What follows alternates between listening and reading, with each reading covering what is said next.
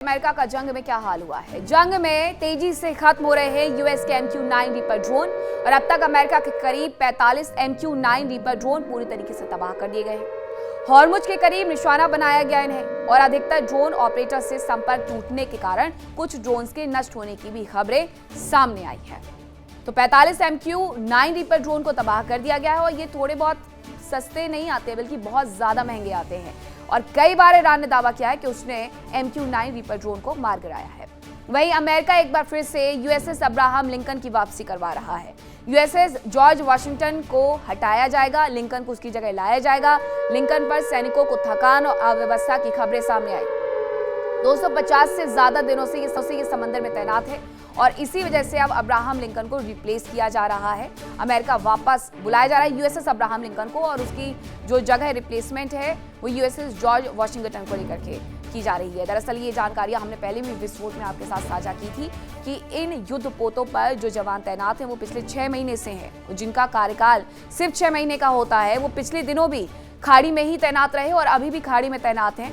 छोटी छोटी कमियां वहां पर हो गई हैं। टूथपेस्ट नहीं है, खाने के लिए सिर्फ आधा कप चावल दिया जा रहा है, 2 रोटियां दी जा रही हैं। सैनिक थक चुके हैं। कई सैनिकों ने अपनी तक की कोशिश की है, खुदकुशी की कोशिश की है। इसीलिए ये बड़ा बदलाव वहां पर किया जा रहा है। 28 फरवरी से मिडिल ईस्ट में शुरू हुई तबाही की दास्तां में अब एक नया मोड़ आने जा रहा है। माना यह जा रहा है कि हॉर्मुज में एक बार फिर से बर्बादी की आग धधकने जा रही है। अमेरिकी सेना ने अपने थके हुए जवानों और कुंद पड़ चुके हथियारों को अब रिप्लेस करने की योजना बनाई है। साथ ही ईरान के खिलाफ अपनी रणनीति में बड़ा बदलाव भी कर दिया है।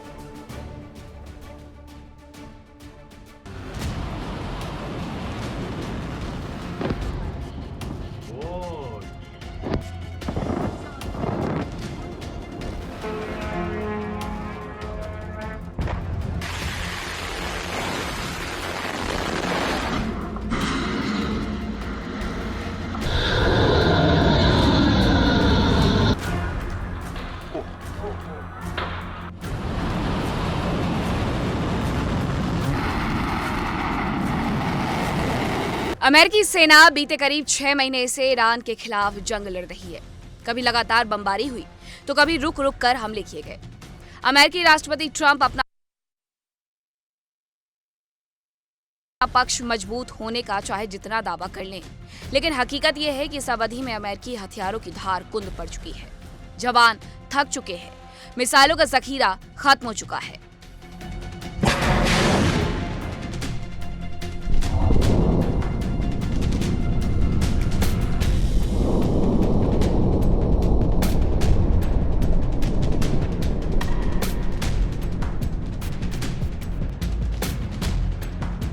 हालांकि अब अमेरिका ने एक बार फिर जंग का बिगुल फूंकने के लिए नई रणनीति तैयार की है। अमेरिकी सेना की रीढ़ बनकर USS अब्राहम लिंकन लगातार ऑपरेशन में है, लेकिन अब उसमें खराबी आने की खबरें आ रही हैं, जिसकी वजह से उसे रिप्लेस करने के लिए अमेरिकी aircraft carrier USS George Washington अब खाड़ी की ओर बढ़ रहा है।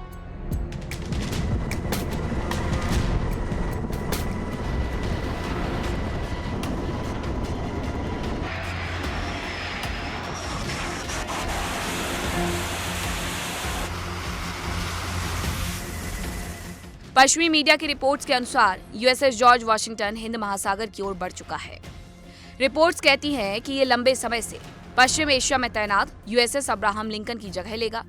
250 दिनों से ज्यादा समय से USS लिंकन समंदर में है।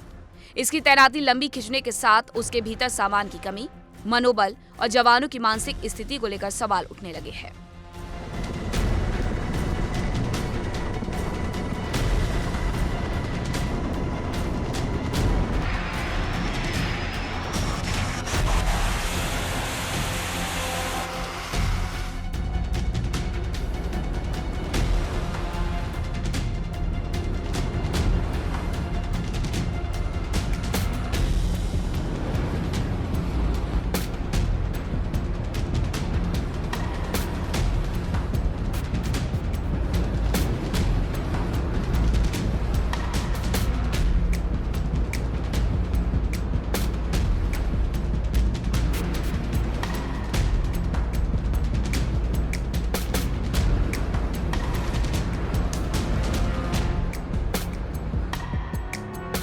USS जॉर्ज वाशिंगटन पिछले हफ्ते वियतनाम के दनांग बंदरगाह से रवाना हुआ था। इसके बाद इसे एक क्रूजर और एक विध्वंसक के साथ सिंगापुर स्ट्रेट पार करते देखा गया।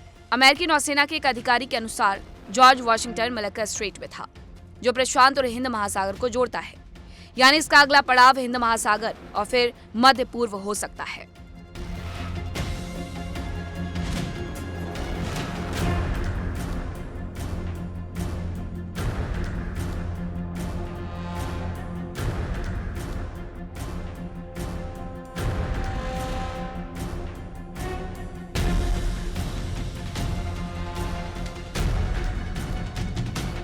यूएसएस अब्राहम लिंकन करीब 5000 जवानों के साथ नवंबर 2025 से समुद्र में है। अमेरिकी नौसेना का मानना है कि जंग के कारण पश्चिम एशिया के सप्लाई सेंटर प्रभावित हुए, जिससे जहाज पर सामान और डाक की कमी हुई। नौसेना के अनुसार प्राथमिकता पहले जरूरी भोजन, फिर स्वच्छता से जुड़ी चीजें और उसके बाद डाक को दी गई।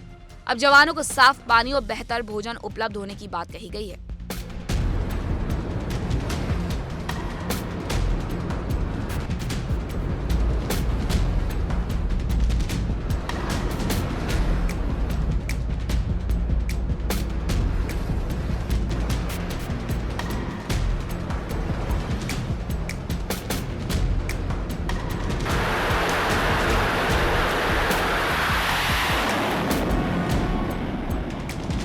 पश्चिमी मीडिया रिपोर्ट्स में जहाज पर तैनात जवानों का मनोबल गिरने और मानसिक दबाव को लेकर चिंता जताई गई।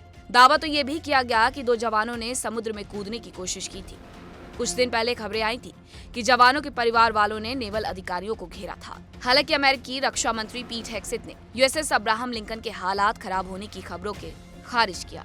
उन्होंने कहा कि जहाज और उसके चालक दल को हर समय जरूरी सहायता उपलब्ध कराने की कोशिश की जाती है। हेग्सेथ ने कहा कि अमेरिकी सेना ये सुनिश्चित करती है कि हर जहाज, हर क्रू मेंबर और हर कप्तान को हर पल वो सब कुछ मिले जो हम उन्हें दे सकते हैं।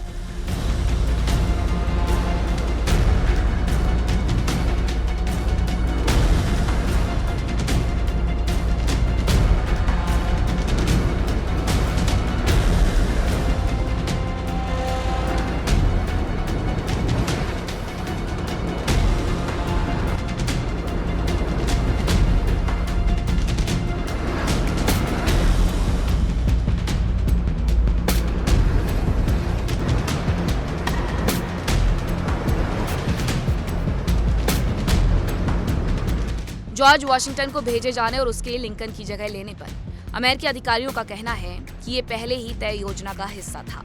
यानी इसे सीधे तौर पर लिंकन पर उठे विवाद का अचानक लिया गया फैसला नहीं बताया गया। फिर भी इस कदम की टाइमिंग बेहद अहम है। इस बीच अमेरिकी सेना ने ईरान के खिलाफ खास रणनीति तैयार की। सेंटकॉम ने पहली बार multi domain multinational attack drone task force बनाने की घोषणा की। टास्क फोर्स फाल्कन स्ट्राइक नाम की ये unit one way attack drone का इस्तेमाल करेगी।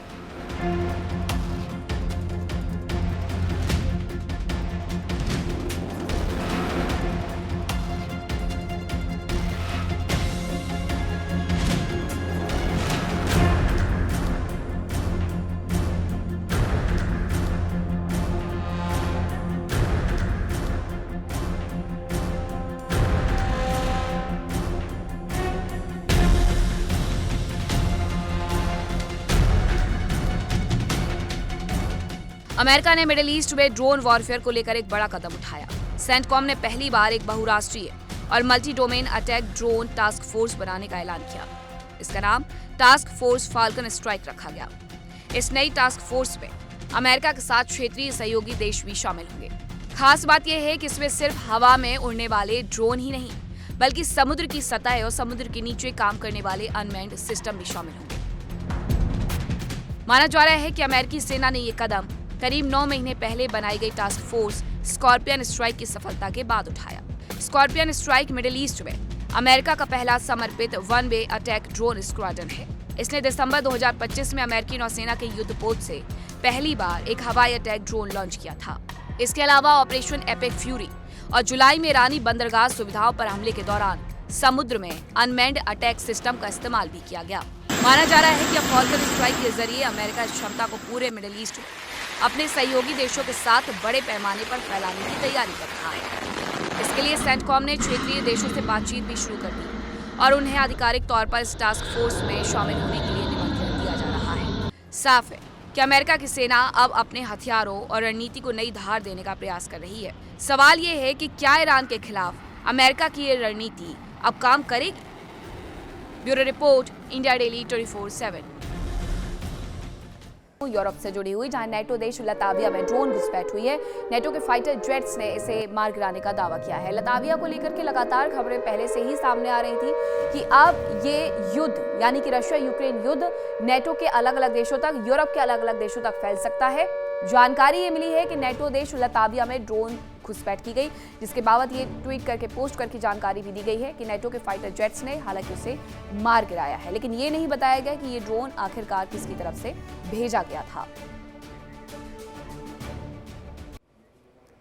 और अब आपको बताती हूँ यूरोप के बारे में, क्योंकि जंग का एक मोर्चा यूरोप में भी तो धधक रहा है।